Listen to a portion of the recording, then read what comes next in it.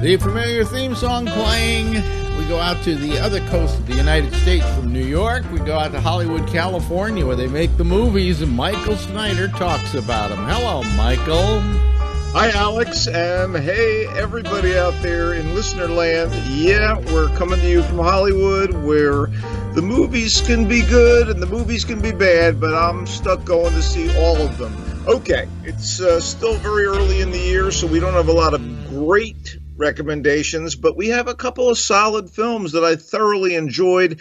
And we're going to kick it off with a couple of literary adaptations of different ilk, and they're kind of the most significant releases of the weekend, especially since the horror sequel Brahms the Boy 2 wasn't screened for critics, or at least this critic and his colleagues.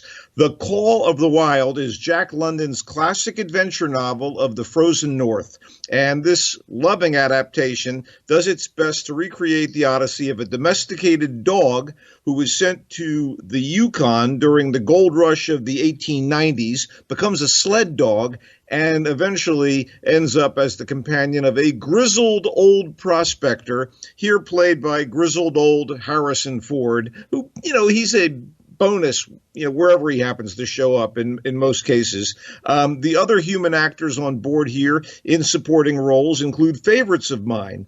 Dan Stevens of Legion and Downton Abbey. He's kind of the villain here. Omar Sy from The Intouchables, the French movie. He's a mail carrier who needs a sled dog for his sleigh. Karen Gillan from Guardians of the Galaxy and Doctor Who.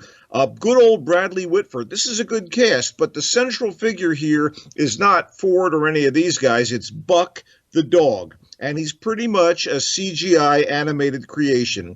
That's right, it's a digital doggy. Of course, the tech has been getting better and better, and true dog lovers may feel uneasy, and I guess let's call it the canine equivalent of the uncanny valley.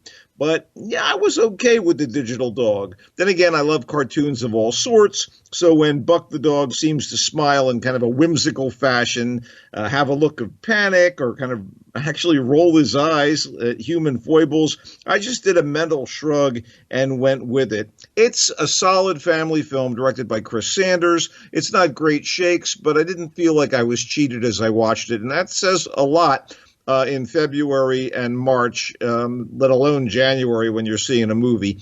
Okay, I was thoroughly charmed by the latest movie adaptation of Emma, based on the 1815 novel of the same name by Jane Austen. Look, this has been done before, but this is a fine adaptation of Austen's comedy of manners with a touch of drama. As ever, it's about a good-looking, well-bred, well-to-do, and clever young woman whose desire to meddle in the romantic lives of her friends prevents her from realizing there could be an ideal partner for her in close proximity. Anya Taylor-Joy is quite a ways from her previous victimish roles in The Witch and M. Night Shyamalan's Split. She's the perfect mix of high-born elegance and smugness and genuine decency, and her supporting cast, including Bill Nighy as her father, Johnny Flynn as Mr. Knightley, the aristocratic boy next door, and Mia Goth as the dear friend that Emma wants to assist in her own romantic pursuits. They're all just right. I mean, did we need another version of Emma? Perhaps not. But kudos to director Autumn de Wilde for making it seem like we did. I mean, this was a job well done. And, maybe you don't like these masterpiece theater-y kind of things, but if it's done well, I can only say check it out. And if you do like this kind of stuff, I think you'll be happy with the latest version of Emma.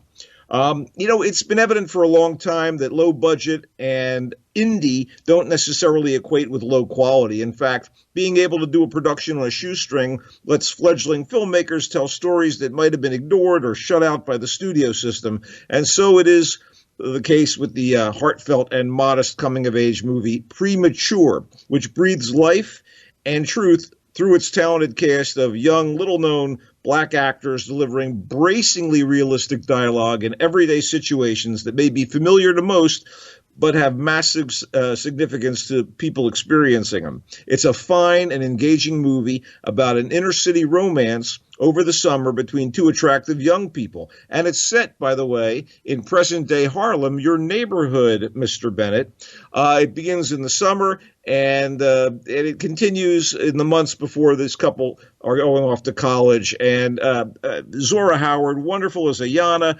Joshua Boone, terrific as Isaiah, and he's a music producer who is just new to the city, and soon they're kind of caught up in romance. And, you know, there are complications, and they've got to face a lot of tough choices. I thought it was very moving and well done. Rashad Ernesto Green is the writer, co-writer and the director. Premature is something you can watch on video and enjoy the hell out of, I think. You know, maybe it's not your cup of tea, but for what it is, very well done. Okay, let's wrap things up with a disappointment. Seberg. This deals with a very fascinating subject. It boasts a noteworthy cast and displays some gorgeous cinematography and art direction, but it's a biopic about Jean Seberg, the chic actress who was poised to rise from ingenue status in the mid-1960s to superstar status until her career was derailed by a government investigation into her very humane left-wing politics and relationships. And unfortunately, this feels kind of flat and haphazard. Maybe it's the script. Maybe it's the fact that Kristen Stewart gives it the old college try as Jean and manages to evoke her impact of her world starting to crumble, but doesn't really capture the real Seberg's Gaiman translucence. Maybe Stewart is a little too edgy and tough and modern in her vibe for my tastes. The more obvious problem here is the script's attempt to kind of fuse rote recreations of Seberg's life and times with melodramatic moments that don't feel earned. I wanted a greater understanding of why she basically risked her career to support the Black Power movement. I didn't really get it. In fact, the film seems to spend more time ennobling a young FBI agent on her case than getting deeper into Seberg herself. Nonetheless, you know, maybe it will inspire people to seek out her work. She was in movies like Bonjour Tristesse, and there was a Joan of Arc she did, and, she was even in Paint Your Wagon opposite Clint Eastwood, a weird misbegotten attempt to do a musical Western back in the day, but Seberg comes off beautifully. Anyway, it's directed by Benedict Andrews. You know, again, I wish the script had been better. What have you been watching, Mr. B? I have been watching absolutely nothing. Nothing? Come now. Surely you're up to date on Picard. Oh, I'm up to date on Picard, of course. Yeah. Well, I continue to get great joy out of that. Jerry Ryan from Star Trek Voyager, kicks ass in the latest episode. That's all I'll say. No spoilers, but I've been looking forward to that every week. Yeah, no, it's good. It's a very, very good show, and well done and well performed, and I look forward to it every week too, as well.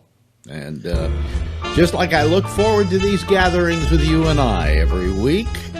Tell them where they can. Your sarcasm is lovely. Michael Snyder here, and you can catch me on Twitter at Culture Blaster, and also on Facebook at Michael Snyder's Culture Blast page, where you can hear Mr. Bennett and I go at it, read articles, and blah, blah, blah. Okay. If you're listening to us 24/7, as usual, there's more GABNet coming right up.